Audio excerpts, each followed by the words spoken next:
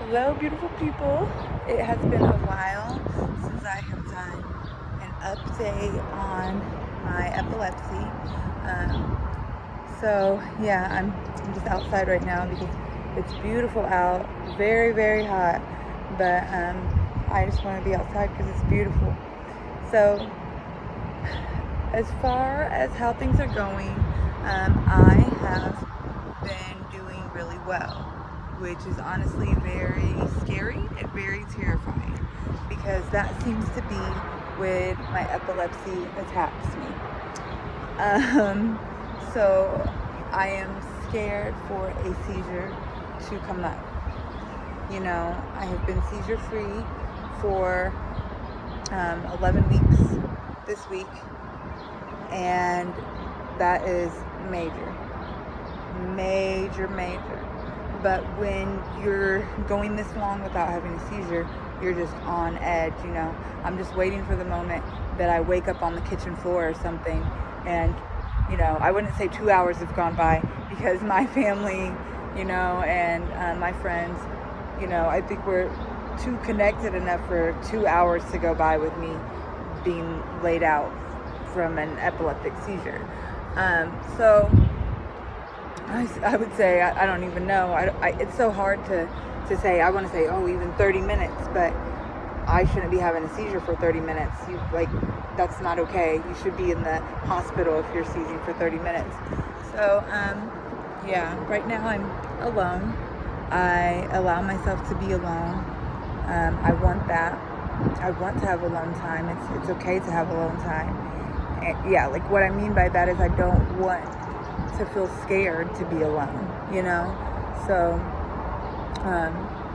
I actually am in a situation where we usually use cameras to watch me all day so that I can have my space, but I forgot the cameras in the other location, so I need to be more in contact with my family and friends during this time, and we're gonna have to get the cameras and connect them because it's just what's most safe so that I can be checked on all the time if someone isn't with me.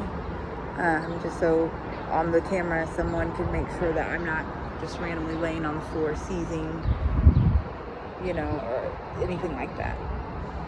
So as far as what's new, hopefully I haven't been covering up the microphone, and hopefully you can still hear things pretty well while I'm outside. I went and did a 5-day EEG. I'm gonna take my hair down, guys. I did a 5-day EEG, and it was crazy. To be honest, I couldn't stand it. I couldn't stand it. It was so hard being trapped in that. It was so hard being trapped in that bed. Is what I was about to say. And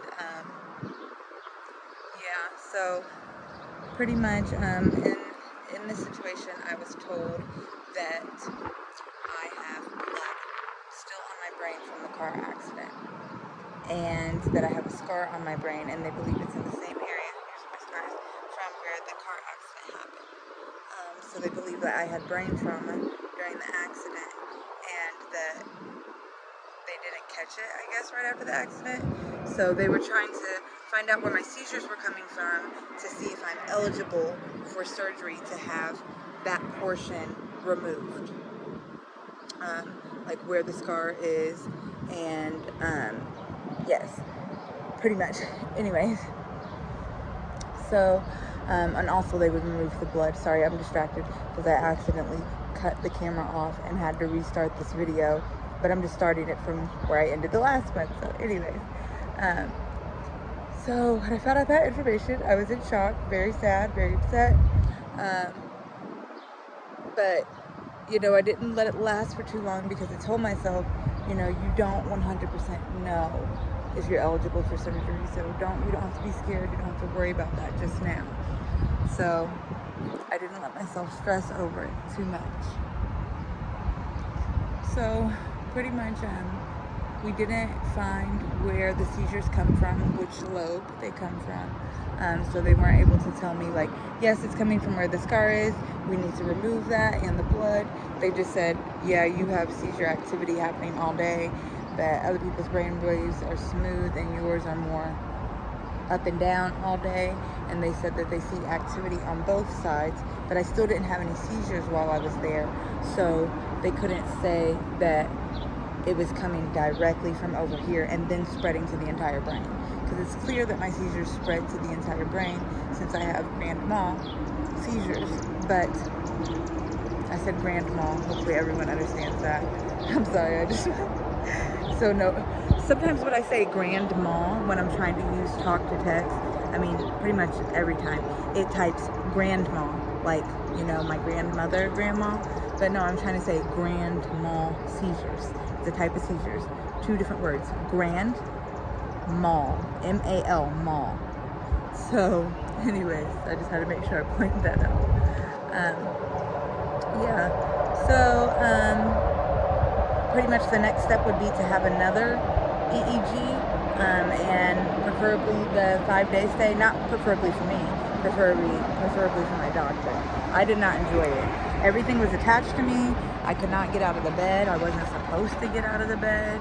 I had to ask for permission every time I went to the restroom. They pretty much were just terrified that I would have a seizure at any given moment, and they didn't want me to get hurt, which made me feel safe in a way, you know, like to know that these people are going to be there.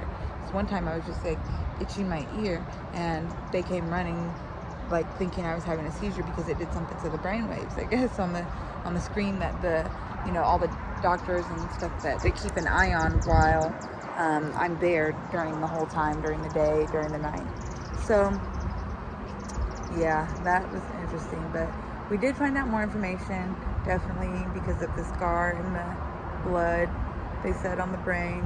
And yeah, I have an appointment coming up, and we will see what the doctor has to say next.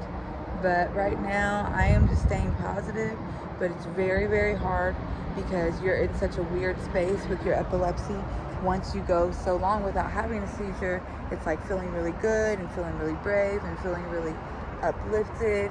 But then again, at the same time, there's this crazy, crazy feeling of like, okay, it can happen at any moment. It's going to happen at any moment. So at the same time of feeling better and feeling braver, you also feel a lot of fear too. You know, very weird combination of emotions. But all I can say is I'm grateful for friends and family who are so good to me, who care about me, who help me to still accomplish things that I want to accomplish without being able to drive and do things that I used to be able to do, you know. So I'm very, very grateful for everyone who loves me and cares for me, and I love them and care for them back. And even those who I've never met before, but they just keep up with me as far as checking on me and just being real, genuine people, you know. I really appreciate it. I really, really appreciate it. It means the world. So I think I'm done here now. I'm trying to think if there's anything else that I need to say or update, but I think this is the end for me. So I appreciate you guys. I mean, I said the end, but hey, it's the beginning too, you know.